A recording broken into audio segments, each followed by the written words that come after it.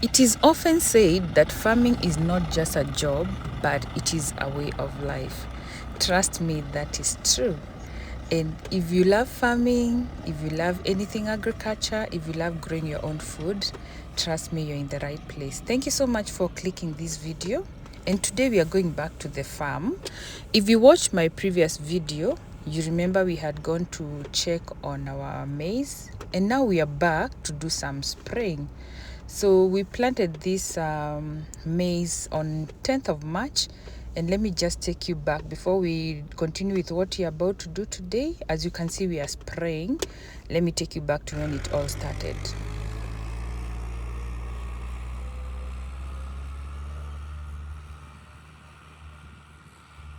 So on 10th of March, we planted maize, and from my previous video, I've gotten a good number of questions about farming, and I want to just let you know that this place, for those asking, it is in Narok County. So the beauty of Narok County is that the soil is very, very fertile. It's loam, clay, very deep and properly drained soil. It's very, very good for maize, barley, wheat, and even other crops. And for us in this huge chunk of land, we have planted maize. It's not the first time that we are doing it. And the beauty about maize here in Narok is that it doesn't even take long, like 5 to 7 days from planting to germinating. Like you can see, we went there just 7 days later and the maize had already sprout. And this one that you can see right here is only from 10th March to 21st of March. This is how many days? 11 days. And then for maturity, to get to the level that you can get the green maize for roasting, give yourself up to 80 days. And then if you want for dry grain harvest, that one now depends, because it can go up to 120 days for the short term or even up to 150 days. Then the best season to plant maize is usually between March and May, when you have these long rains. And this is what we have done actually, because we planted at the beginning of March and now we're in March 21st. Okay, another thing about Narok, guys, you don't even have to own land there, and there are huge chunks of land.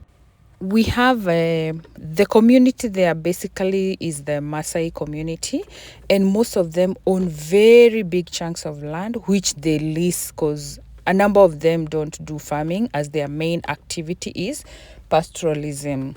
Now the price range for land for leasing, you can get all day from 5,000 to mpaka 20,000 per acre. And this one, there are very many factors that determine. There is infrastructure, proximity to the road, the fertility of the land, and even just the way the land sits. So it is upon you to go do your homework and then now identify the land that you want to pick, and also depending on your pocket. But this is a very prime place for investing. Like for us, you know, if you've been in this channel long enough, you know that in this channel I do a lot of urban gardening, and sometimes I'll show you snippets of our farming outside Nairobi in the countryside. Like there's a time I was even showcasing the potatoes we had harvested earlier on, but in another area called Molo.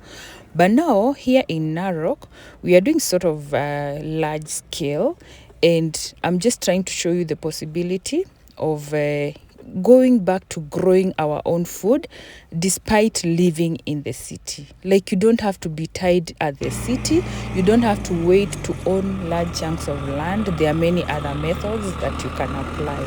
And actually, I'm so happy because nowadays, even if you go to TikTok, I'm not so much on TikTok, but if you, I check now we check on other farmers, you realize that even young people are currently going back to farming. It is so interesting and so amazing to see young families now embracing farming.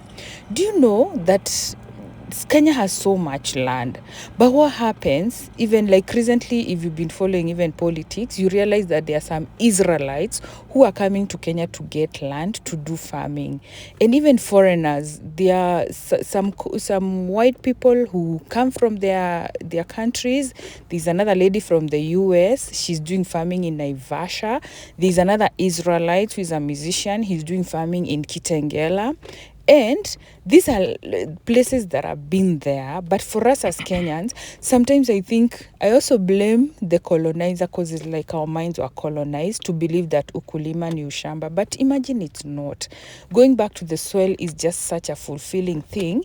And there's nothing as beautiful as watching, something you've put in the soil and then it sprouts and gives you an income or even food that you have grown yourself. Now there's this recently, this whole year, actually 2026, if you guys follow Lingugi on her show, which is LNN show, you realize that this whole year she has said that she's focusing on going back to the soil. She's even showcasing her own personal journey in farming in different parts of the country. I've watched her do farming in Matu. I've watched her do farming in Konza. I've watched her do farming in Malindi. And she keeps even showcasing many other Kenyans now who are embracing farming or even off-grid living. So Kenya is such a rich country, and even Africa is such a rich continent agriculturally. I would like to give you a challenge that even if you live in the city, I want to challenge you to just go back to some of my older videos. I've done tons and tons of videos where I'm even showcasing to you guys the simple methods you can apply. Like I have a simple kitchen garden. I've also applied other methods like container gardening. I've done sacks, and you just go back to the videos and check out what you can do to just even grow your own simple vegetables, even in your own balcony. Even if you live in an apartment, it is possible and it is doable. Can you imagine ukichuna tu mboga zako hapo? There are no chemicals in, where. Another thing is that you need to be checking on your crops and whatever you have put on the ground, because sometimes it really rains heavily here. And as you know, right now in Kenya, we are experiencing a lot of rain. Actually, it's almost to 60% levels, and it is above normal. And the meteorological department keeps giving us warnings of more and more rains.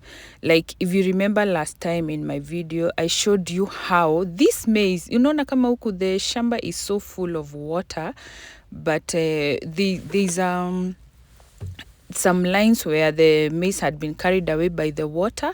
So today we're also checking on that. But what we did, we got some guys to come and make some trenches now, to make some trenches on the places where the water is stuck, so that it just gets way to move, because sometimes your land can really flood and then it will carry away your crops.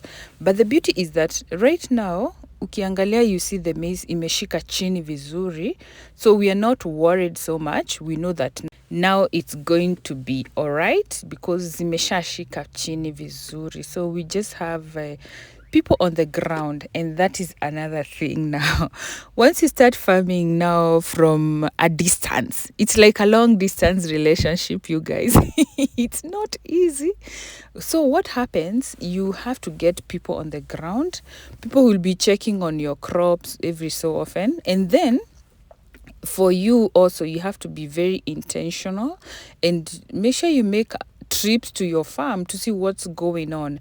The beauty of Narok again is that nowadays, if you live in Nairobi and you're interested in farming in Narok, it is so accessible. It is easily accessible, sio kama kitambo.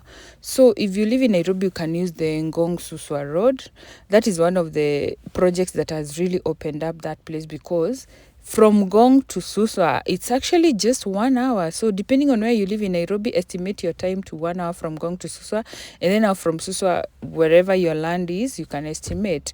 So it's something that you can be able to do from wherever you you live in the city, and then it's something that you can be going so often to check on your land, and then you come back. So make sure when you start farming there, you establish good relationships and get someone on the ground to be checking for you on the progress of your plants. Now, I just want to take this opportunity to thank you if you have watched this video up to this level, guys. I really appreciate you, and I don't take it for granted. All I hope is that you have learned or gained something from this video, and I will keep showcasing more and more of these farming videos. We want to take you along with my family. We are taking you along on this journey, and kindly feel free to share with us ideas in the comment sections, because we are not experts at all. Actually, we don't even have background in agriculture. We are just trying out this thing, but we know somehow it's going to work because we also watched our parents do it from way back. Also, I would kindly request you, if this content is interesting or interests you, kindly consider just giving the video a thumbs up. This will make sure YouTube recommends it to more people, and that way we are able to share ideas as a big community. Now guys, I'll end this video here, but I wanted to leave this clip with you to show you how this place can get when it rains. This is actually a road to one of our farms. When it rains, it literally pours, so you have to be very careful. Otherwise, guys, thank you so much for watching. God bless you, and I will see you in the next video. Bye bye.